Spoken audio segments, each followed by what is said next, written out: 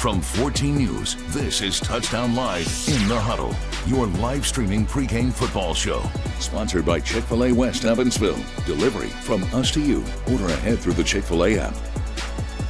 We're back. Welcome back, everybody, to another week of Touchdown Live in the Huddle. We are getting down to it, my friend. That we are, Max. That we are. Now, we've been at this for 11 weeks now, but if it's your first week joining us on the Huddle, thanks for stopping by. Yes, thank you. On this show every Thursday, we preview some of the big games that are on the docket for the week. Plus, we take a deeper dive into the people who make up the teams with interviews and feature stories to shine a spotlight on the minds behind the magic that you and I get to see each and every week. And we always like to start off by checking in with the previous week's Player of the Week winner. And Mitch, he plays for your squad, the Southridge Raiders. I'll let you do the honors. Thank you, Max. This week, Aaron headed out to Southridge to catch up with and deliver our Player of the Week pigskin to Orion Curry. Let's check it out. All right, guys. Yes, we're here with our Week 9 Player of the Week, Orion Curry from Southridge. He's joining us right here. And Orion, how you doing? Doing great. Thank you. Thank you. How are you? Good, good. All right. Well, congratulations on that. And we will present you with our Player of the Week football. Thank you. Thank you. First of all, just talk about that game against Forest Park and what was it that enabled you to bust out the way you did? It just felt like everything was going right for us all across the board, defensively, offensively. It felt like everybody was blocking good and things just came together like they should have, you know? Definitely, definitely. And obviously, 4 touchdowns and a whole bunch of yards? Oh, yeah. And plan to do that in the upcoming games in the postseason. Well, overall, you've had a really good season. I mean, and you guys run the ball so well, and your line, you've got to attribute a lot of that to them, I guess. Oh, of course. Most of my success is based off how they do, you know, and I like to think I'm good at football, but, you know, the better they do, the better I do, so. Definitely. That scheme, the wing tee, that's tough to defend. Oh, yeah. A lot of motions and a lot of movements and places that can definitely confuse you if you're not keeping your eye on the ball. Definitely. And now, obviously, second round of the sectionals, one of your big rivals on the slate. Oh, yeah. We're really excited for this game and hopefully can get the bad taste out of our mouth from the beginning of the year. What do you see in Heritage Hills now the second time around? Definitely a team that wants to come in and win, and I think they're going to come in and play just as hard as last time, if not more, harder. They're playing to keep their jerseys on just like us. So I'm hoping for a good, close game, and I hope we can, take home the win. Definitely. I mean, they're a tough team to deal with, especially with Jet Goldsberry there at quarterback and what he can do. I agree. Their defense has definitely been our concern over the weeks. Can we, outscore and score more points than their offense can? So hopefully we can come out and play the best we can and take home the W. Ultimately, it's got to come down to, I guess, who's really going to be able to control the trenches and run the ball the best. I'd have to agree with you on that. It's I don't think this game's going to be won in the air, but we'll see. Definitely. I'm sure you're hoping to be a big role in that, running the ball. Heck yeah. Hopefully it's another 4-touchdown night. Definitely. Well, good luck, Orion, and good luck, and hopefully you guys, for your sake, can move on. Thank you. All right, well, we'll throw it back to you guys again, and Orion Curry, our Week 9 Player of the Week. All right, thanks so much, Aaron. Now, for the moment of truth, let's reveal our Week 10 Player of the Week winner. Let's do it, Max. So many great nominees this week, but it seems fitting that the guy who would take the prize would do so after setting a school record in Week 10. Well, when you put it that way, it can only be one. Congrats to Sean DeLong of Gibson Southern. We've already had his teammate take home a Player of the Week award, but the guy who's always right next to him in that lineup, Tanner Boyd, in the backfield is Sean DeLong, always right next to him. It's his time in the spotlight. That's right, Max, and a great stat line for Sean in Week 10. He carried the ball 17 times, going for 97 yards and 2 touchdowns. But the big news, of course, for him last Friday, DeLong became the new school record holder for career all-purpose yards with a staggering 3,805. That's a lot of yards, Mitch. Sure Congrats, Sean. We will catch up with him on next week's episode of In the Huddle. Well, coming up on In the Huddle, we've seen Roland Bear Jr. of Wrights dominate the field all season, but what we don't always see is his special moment before every game. We have his story next. Plus, it's time for a Tri-State Insider segment. Mitch and I will announce and break down our Week 11 Game of the Week.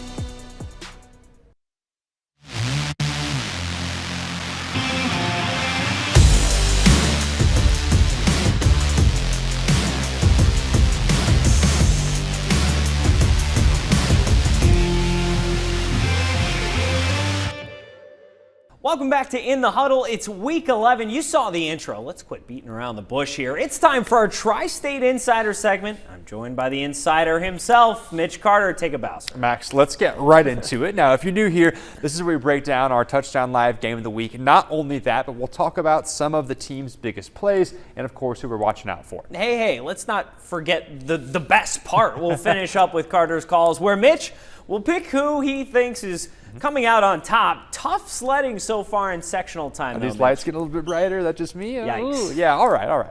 0-1 in Indiana's postseason. Game-recognized game, though. Congrats to the Jasper Wildcats.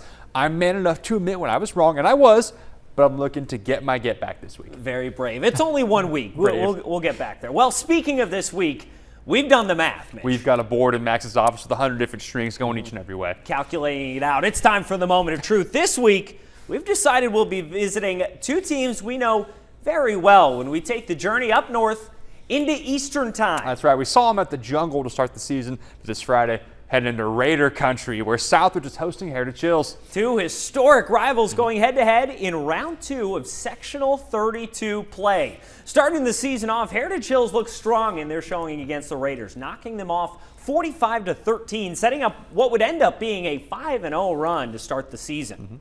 Only dropping a close loss to 3A buzzsaw Gibson Southern, the Patriots have looked good this season, outpacing opponents by a measly 320 points. Nothing to scoff at, I suppose, there. In their last 2 games against Washington and Charlestown, they've put up a staggering 101 points while giving up just 21. Well, most definitely nothing to sneeze at over there in the Jungle. Coach Wilkerson has got himself a well-oiled machine. Switching gears, though, Scott Buning and that Southridge squad here, posting a pretty impressive 7-3 record themselves. They're fresh off a round 1 sectional victory over Corden Central, tallying up 49 points while only allowing 12.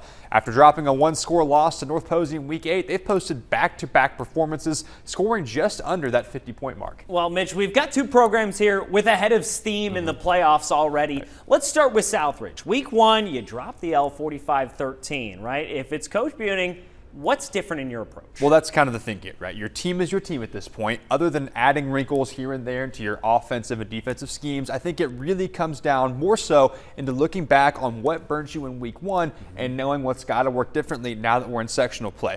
Take a look right here at their matchup in Week 1. Here's the give to Brayden Durham. We watched this back then on that power. Blocking set up perfectly and he's loose. That's all she wrote. 81-yard TD run right there. But seeing a play like that is exactly my point.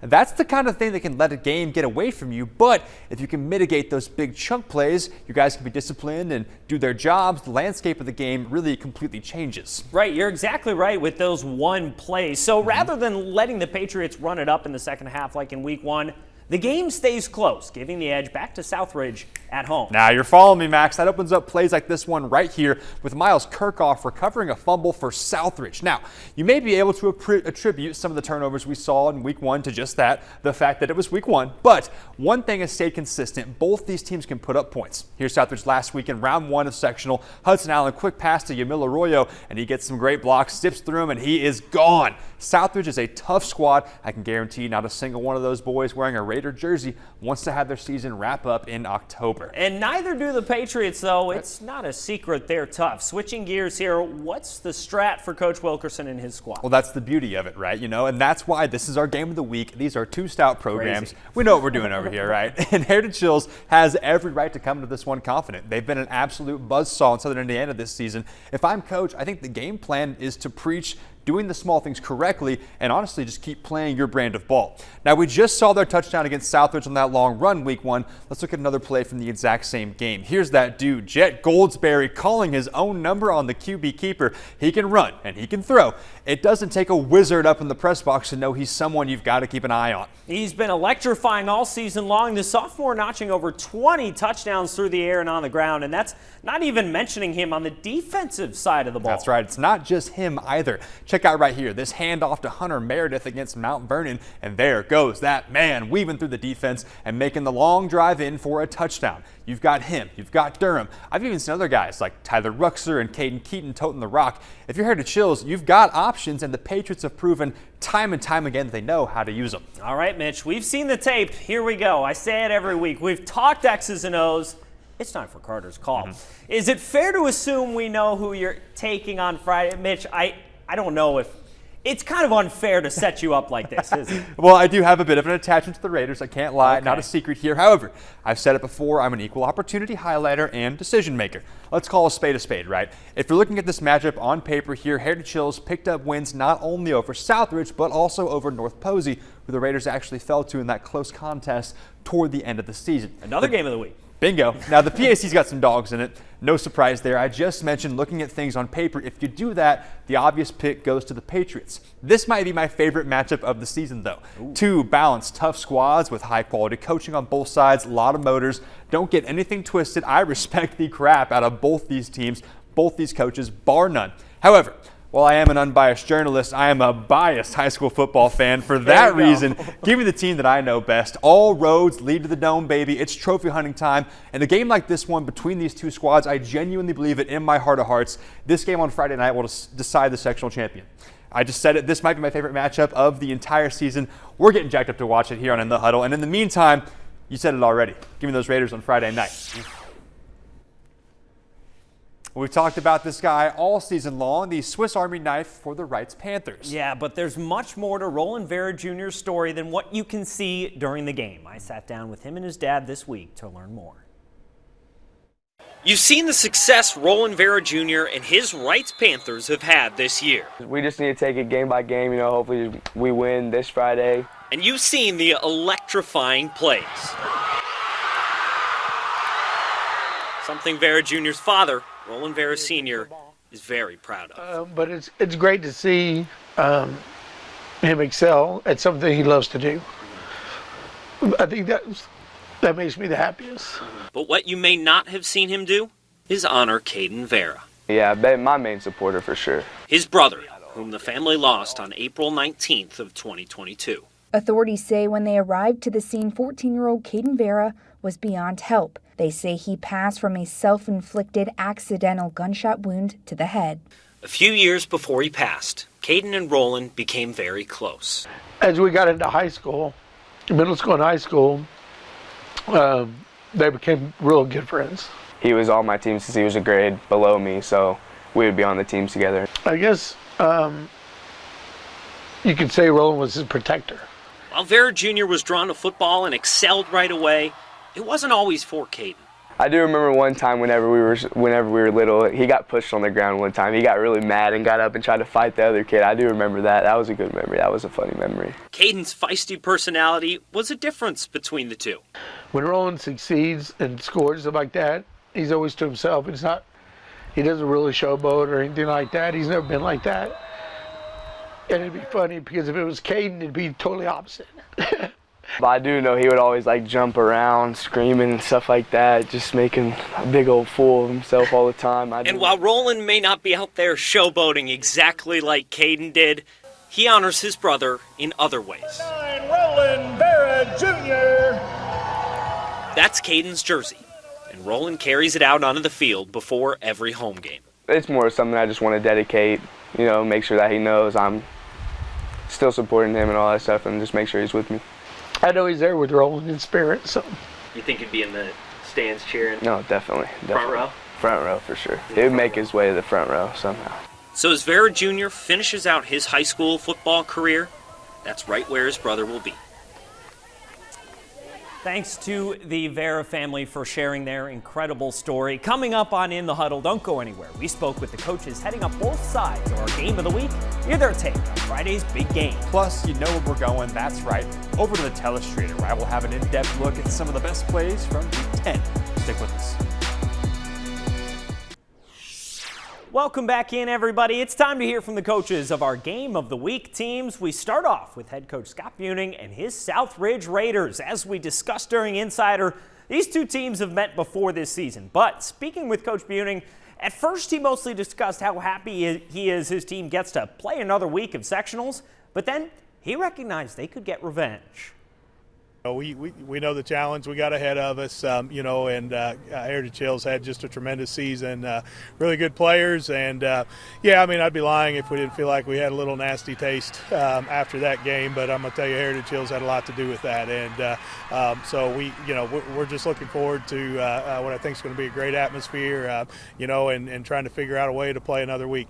Over to Heritage Hills, we discussed how the Patriots took meeting number 1, but something about that game, well, it left Heritage Hills head coach Todd Wilkerson thinking that wouldn't be the last time the two teams would face off this season.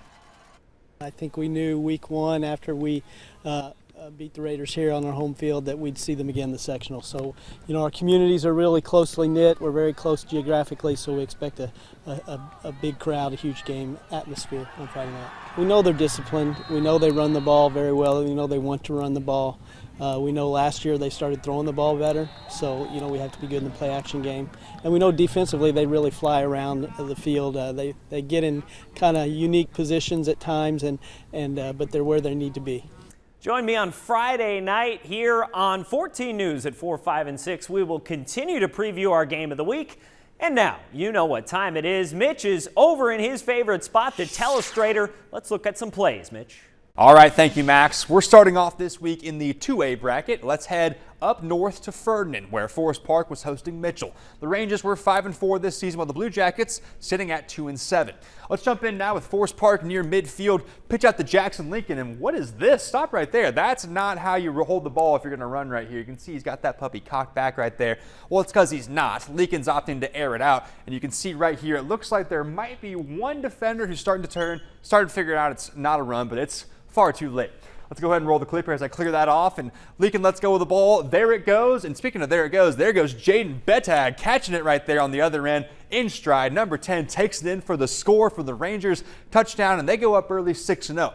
On the night, Forest Park rolls early and often to a 57-7 win over Mitchell. Let's keep it rolling here. We had a whale of a matchup at Enloe Field on Friday night with Bossy hosting Jasper in a rematch of two SIAC rivals, our former game of the week. Let's check it out. Jasper now with a 3rd and 7 from the 19. Max Butel on the quarterback keeper. Fullback gets smoked on the triple option, but pause it right here. You can see him coming up. There it is. Max Butel, number 1 here, has got a handful of jersey. Looks like he's being corralled. Not only that, help here from number 10 and number 3. So you've got Max Butel, little engine that could right there, running those legs like it's a sectional game, like it's win or go home. Despite being corralled up, he's near the goal line. He can smell 6. He knows what it is. Let's go and roll the clip here and watch as a guy who knows his job, knows it's win or go home. Butel keeps pumping those legs, cuts back, and gets in for the score. The Wildcats hit a repeat of the regular season, taking the win 41-24 and moving on to round 2. Well, up next here, we're going to give some love to the Hawks. Let's head out to the Jewel where Gibson Southern was hosting Mount Vernon. Now, before we start, I'm going to go ahead and start drawing. Go ahead and start right in here. You can see all these O-linemen. Take a look at the dogs down here. I think he's wearing glasses. That's kind of sick. So right here, before we get started, take a look at all of them. You see them all, right? All in the three-point stances. Back here, you've got running back Sean DeLong. He's actually about to get the snap. That is going to be an inside zone. Now, we know that because if you watch these guys, watch their right feet as we get going here. I'll circle them all for you so it's easy to see. If you watch here, they're going to immediately step with their right foot. In doing so, they're basically letting the defense decide who's going to be blocking for them. So when they step right, they'll just follow their tracks on the right, down the line. For instance, if these two D linemen here, look at them right here, actually clear this out so you can see a little bit better. These two guys right here, they're both marked with X. So they decide to do an inside stunt, right? Say they decide to go in here. These guys who are all going right would do the same thing. So instead of this guy going outside and this guy taking him, he would come inside and this guy would take him. Well-oiled machine over there. These guys know what they're doing. And if you watch here as we get rolling, you'll be able to see exactly what I'm talking about. So let's go ahead and roll it and watch them eat this front four alive, smoking them all the way down. Sean DeLong's got one guy to beat.